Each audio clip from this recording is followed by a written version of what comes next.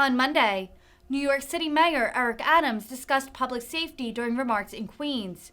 The mayor was specifically asked about his response to mental health issues that have, quote, contributed to our increase in crime.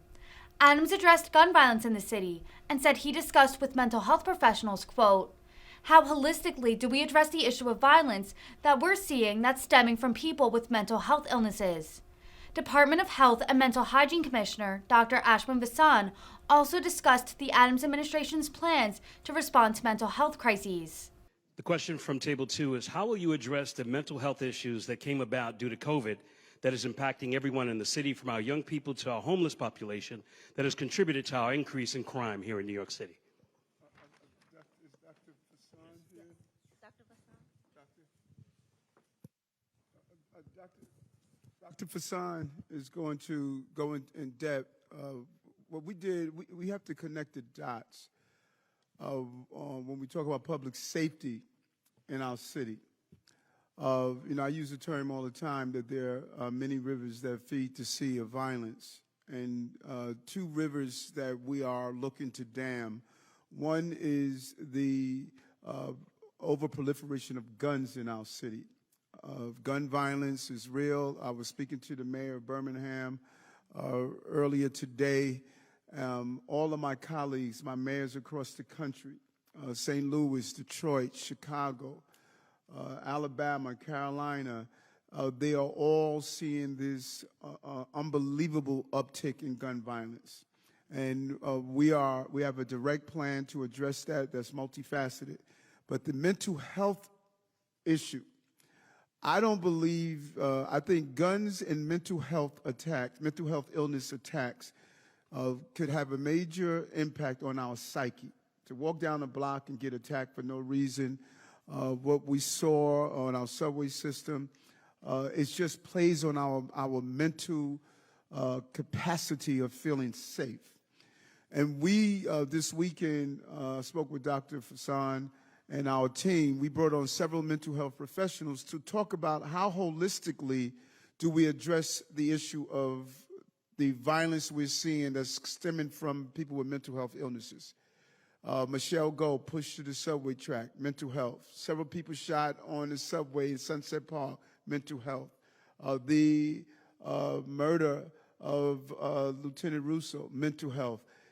If you just go scenario by scenario, you keep coming up with this same coordination. And even those who we're finding with gun violence, many of them have mental health issues as well. Mental health, the mental health problem is a crisis.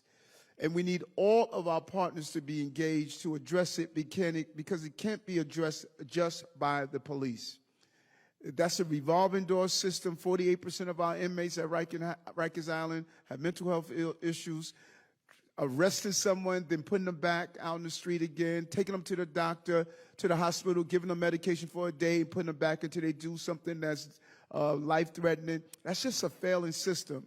And so Dr. Vasan, who was with a program called Fountain House, this is why I asked him to join our administration, because he wants to take a holistic approach to the components that we need to do to address mental health. Dr. Vasan, can you talk about some of the things we're going to be doing?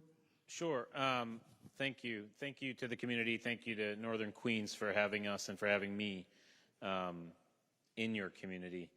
This is a huge issue for this administration. We have three major priorities: addressing our youth mental health crisis, addressing our rising rates of overdose, which underneath it all is also a mental health crisis, and addressing our crisis of serious mental illness, which is most closely connected to the events the mayor described and the events you're all asking about. People living with serious mental illness, of which there are nearly 300,000 in New York City, for the most part, are living their lives. They may even be amongst us today. They're just like you and me. They just have an illness. There's a small subset, a very small subset, in fact, that need assisted care or might need more supports. But one thing is clear. Everyone living with serious mental illness needs three things. They need health care, they need a home, and they need a community. And too often, we work a lot on providing the first two, but we don't think enough about the third. And the third really drives people into isolation, social isolation, which can worsen into crisis and often end up in the events that we see and that cause us so much pain and trauma. So over the coming weeks and months, we're going to be releasing plans on those three key priority areas and really showing the architecture of what we're going to be building over the next months and years in this administration. But this is not a crisis that we created. This is not a crisis that any of us really created. This is something that's been around for generations, the way we treat people with serious mental illness.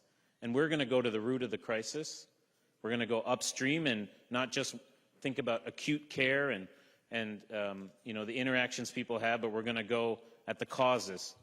And social isolation is one of the root causes for mental health crises, and we're going to attack that really robustly.